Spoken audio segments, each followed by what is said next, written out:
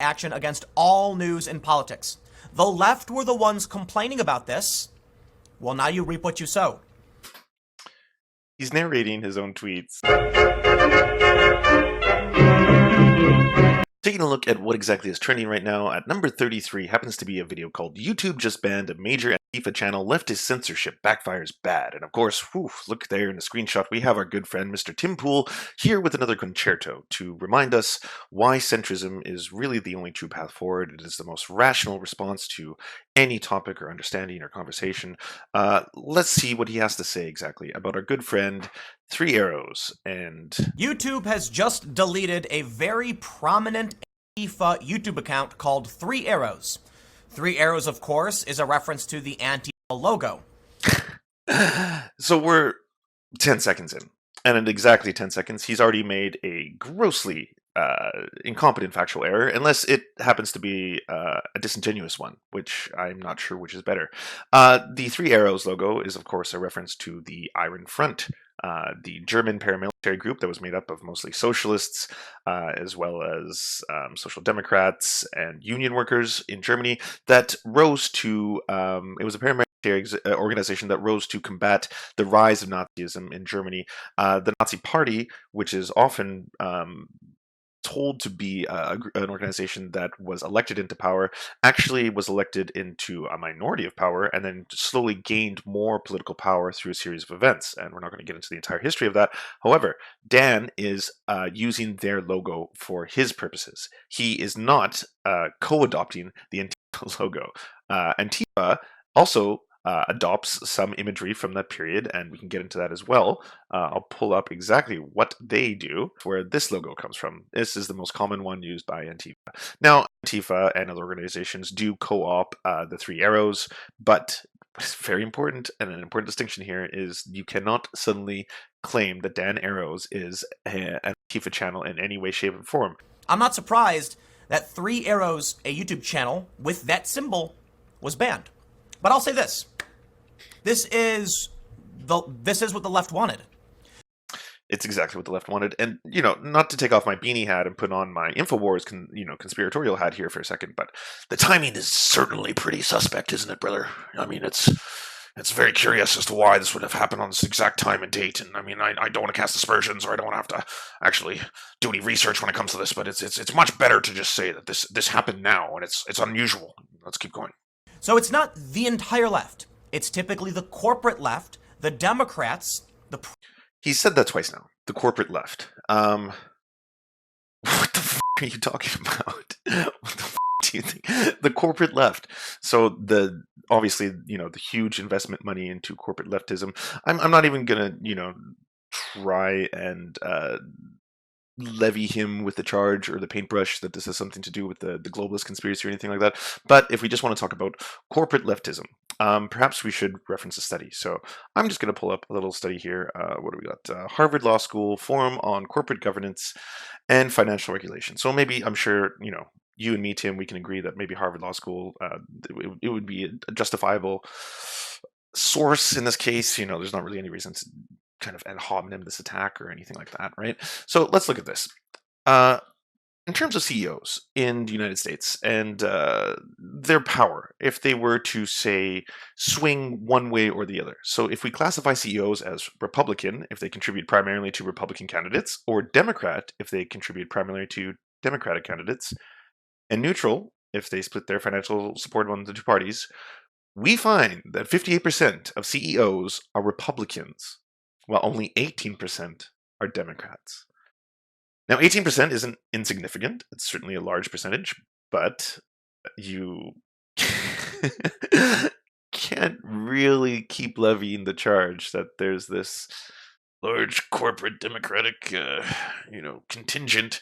There's certainly rich Democrats, and there's rich members of the Democratic Party, and the Democratic Party as a whole is not exactly what leftist, when you say leftism and you keep using that word left, they're not directly associated with them. They're liberals, and liberals are quite different from leftists. But I mean, all these little nuances and distinctions that we have to make, it gets complicated, obviously. Prominent figures, which makes up a large vocal and powerful section of the left. Most people that would assign themselves the tribe of left probably aren't paying attention. And this is true for some personalities. Well, the people not paying attention, obviously, are you, because you haven't been able to make any distinction between these different groups. You aren't entirely sure what you're talking about. You've mismatched what logos are from the very first 10 seconds of this video. So yes, there is certainly some confusion going on here. Dan Arrows, who runs the 3 Arrows YouTube channel, it was actually a very good channel. I've seen only a few of the videos. They were calm, rational, and they were decent. It was arguments and decent pushback from the left. I can absolutely respect that. His channel should not be removed. However, his channel is specifically using a symbol associated with an extremist organization that has been labeled as terrorists in the US. He is not an American. I believe he's in Germany. We were this close. This close to greatness. Yeah, there you have it again, right? Again, he is not directly associated with Antifa. You yourself, in tweets you make and, beanie wire drops, you said before that Antifa, and you acknowledge this, are not a centralized organization. They're made up of clusters. They're similar to Anonymous in the sense that there is no head to the Great Hydra in this case. They are small sections of people that are banding together in order to commit various acts. Whether those acts are violent or whether those acts are abhorrent would change, varying on the members of each individual cell and or group. You are now defending the guy who got you banned in the first place, okay? When I point this out, they say, oh, Pim Tool doesn't understand censorship. Dude, seriously? You are the ones advocating for censorship. You are the ones advocating for extremists to be taken down.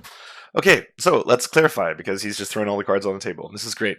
If we're going to bring up the entire Carlos Maza thing, Carlos Maza was an individual, okay? He was not working as an agent of the Vox network. These are independent personalities from organizations. So Carlos Maza was coming forward and saying, and justifiably, that I am being harassed. There is targeted harassment towards me as an individual for my work. Whether or not my work is on Vox is irrelevant at that point. He's saying I am being targeted as an individual because of this person targeting me with hate speech, and whether or not you want to debate that is or is not hate speech is kind of gross at this point, but sure, let's go with it is or it is not. You cannot keep associating the two of them together and then call the entire thing the Vox apocalypse, as if it was Vox that wanted this to happen. LOL.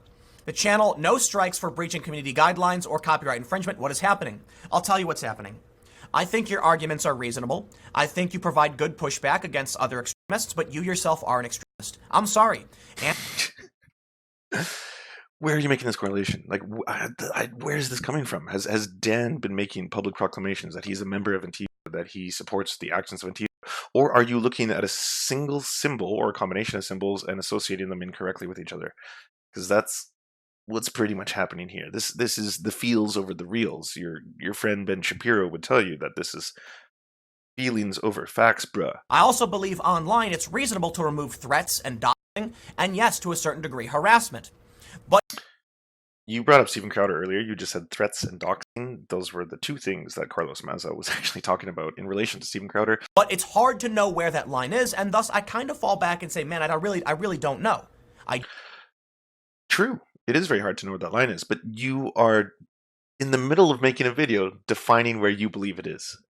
You realize that, right? Like this right now, what's happening here in on the internet, you're doing that very thing right here. You're in the process of defining what you think that line is.